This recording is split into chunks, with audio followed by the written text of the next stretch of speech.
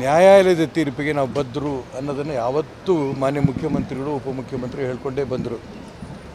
ಮತ್ತು ಸತ್ಯಮೇವ ಜಯತೆ, ನಮಗೆ ನ್ಯಾಯ ಸಿಗುತ್ತೆ ಅಂತ ಹೇಳ್ಕೊಂಬಂದರು. ತುಂಬ ಸಂತೋಷ.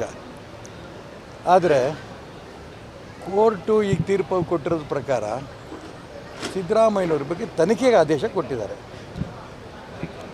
ತನಿಖೆಗೆ ಆದೇಶ ಕೊಟ್ಟಿರೋ ತಕ್ಷಣ ಮೇಲ್ನೋಟಕ್ಕೆ ಅವರು ತಪ್ಪಿತಸ್ಥರು ಅನ್ನೋಂಥ ಅಭಿಪ್ರಾಯ ಬರ್ತಾ ಇದೆ.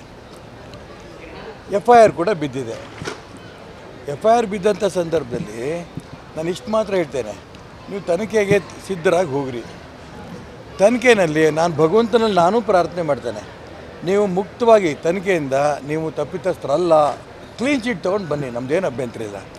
ಅದು ಬಿಟ್ಟು ನೀವು ಪ್ರಾರಂಭದಿಂದನೇ ನಾನು ಏನು ತಪ್ಪು ಮಾಡಿಲ್ಲ ಅಂತ 10 ಸರಿ ಹೇಳಿದ್ರೆ ರಾಜ್ಯ ಜನಕ್ಕೆ ಈಗಾಗಲೇ ಅನುಮಾನ ಬಂದುಬಿಟ್ಟಿದೆ ನೀವು ತಪ್ಪು ಮಾಡಿದ್ದೀರಿ ಅಂತ.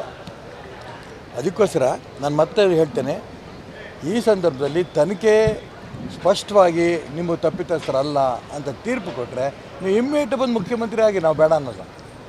ಆದರೆ ಈಗ FIR ಹಾಕಿರೋಂಥ ಸಂದರ್ಭದಲ್ಲಿ ನೀವು ರಾಜೀನಾಮೆ ಕೊಡಬೇಕು, ಆ ತನಿಖೆ ಎದುರಿಸಬೇಕು, ತನಿಖೆಯಿಂದ ನೀವು ಸ್ಪಷ್ಟವಾಗಿ ಹೊರಗಡೆ ಬರಬೇಕು ಅನ್ನೋಂಥ ದೇವರಲ್ಲೂ ನಾನು ಪ್ರಾರ್ಥನೆ ಮಾಡ್ತೀನಿ. ಇದು ನಿಮ್ಮ ಬಗ್ಗೆ. ಅದೇ ನಿಮ್ಮ ಶ್ರೀಮತಿಯವರು ನಂಗೆ ತುಂಬ ದುಃಖ ಬರುತ್ತೆ.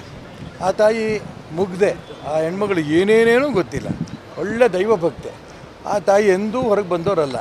ನೀವು ಅವ್ರ ಹತ್ರ ಸಹಿ ಮಾಡಿಸ್ಕೊಂಡು ಅವ್ರ ಹೆಸರಿನಲ್ಲಿ ಅನೇಕ ಗೀಟೆಲ್ಲ ಮಾಡ್ಕೊಂಡಿದ್ದೀರಿ ಅಂತ ಈಗಾಗಲೇ ಪತ್ರಿಕೆ TVಗಳೆಲ್ಲ ಬರ್ತಾಯಿದೆ. ಆ ದೇವ್ರಿಗೆ ಪ್ರಾರ್ಥನೆ ಮಾಡ್ತೀನಿ, ಆ ತಾಯಿಗೇನು ಅನ್ಯಾಯ ಆಗಬಾರ್ದು. ತನಿಖೆಯಲ್ಲಿ ಅವ್ರು ಇನ್ನೇನು ದೋಷಿ ಅವರಲ್ಲ ಅನ್ನೋದು ಹೊರಗೆ ಬರಲಿ ಅಂತಲೂ ಕೂಡ ನಾನು ಪ್ರಾರ್ಥನೆ ಮಾಡ್ತೇನೆ. ಯಾವುದೇ ಕಾರಣಕ್ಕೂ ರಾಜೀನಾಮೆ ಕೊಡಲ್ಲ, ಇದು ಕೇವಲ ಸೇಡಿನ ರಾಜಕಾರಣ ಮಾಡ್ತಿದ್ದಾರೆ ಅನ್ನುವಂಥ ಮಾತನ್ನು CM ಹೇಳ್ತಾರೆ. ಹಾಗಾದರೆ ನಾನೇನೇ ತಪ್ಪು ಮಾಡೇ ಇರಲಿಲ್ಲ, ನನ್ನ ಮೇಲೆ ಆಪಾದನೆ ಬಂತು, FIR ಹಾಕಿದ್ರು. ಇದೇ ಸಿದ್ದರಾಮಯ್ಯನವರು DK ಶಿವಕುಮಾರ್ ಹಗಲು ರಾತ್ರಿ ಧರಣಿ ಯಾಕೆ ಮಾಡಿದ್ರು? ಇಡೀ ಯಾಕೆ ಮೆರವಣಿಗೆ ಮಾಡಿದ್ರು? ತಕ್ಷಣ ಈಶ್ವರಪ್ಪ ರಾಜೀನಾಮೆ ಕೊಡಬೇಕು ಅಂತ ಯಾಕೆ ಹೇಳಿದ್ರು?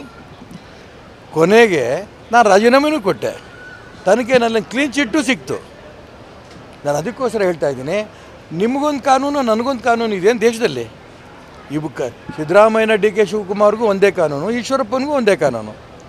ನನ್ನ ಮೇಲೆ ಆಪಾದನೆ ಬಂದಂಥ ಸಂದರ್ಭದಲ್ಲಿ ನೀವು ಮೆರವಣಿಗೆ ಮಾಡಿದ್ರಿ, ನೀವು ಮೆರವಣಿಗೆ ಮಾಡಿ ರಾಜೀನಾಮೆ ಕೊಡಬೇಕು ಅಂತ ಕೊಡಲಿಲ್ಲ. ಕೇಂದ್ರದವ್ರು ಒಂದೇ ಒಂದು ಒಪಿನಿಯನ್ ತೊಗೊಂಡೆ, ನಾನು ರಾಜೀನಾಮೆ ಕೊಡ್ತಾಯಿದ್ದೀನಿ, 2 ದಿನ ತಡಿ ಅಂದರು. ಆದರೂ ಮತ್ತೆ ಪ್ರೆಷರ್ ಮಾಡಿದೆ, ನಾನು ರಾಜೀನಾಮೆ ಕೊಡ್ತಾಯಿದ್ದೀನಿ, ನನ್ನ ಮೇಲೆ FIR ಬಿದ್ದಿದೆ, ನಾನು ಕಂಟಿನ್ಯೂ ಆಗಿ ಸಾಧ್ಯ ಇಲ್ಲ, ದಯವಿಟ್ಟು ನನಗೆ ಅವಕಾಶ ಮಾಡಿಕೊಡಿ ಅಂದಾಗ ಕೇಂದ್ರದ ಅವಕಾಶ ಮಾಡಿಕೊಟ್ರು, ರಾಜೀನಾಮೆ ಕೊಟ್ಟೆ, ತನಿಖೆ ಆಯಿತು, ನಾನು ತಪ್ಪಿತಸ್ಥ ಅಲ್ಲ ಅಂತ ತೀರ್ಮಾನ ಆಯಿತು.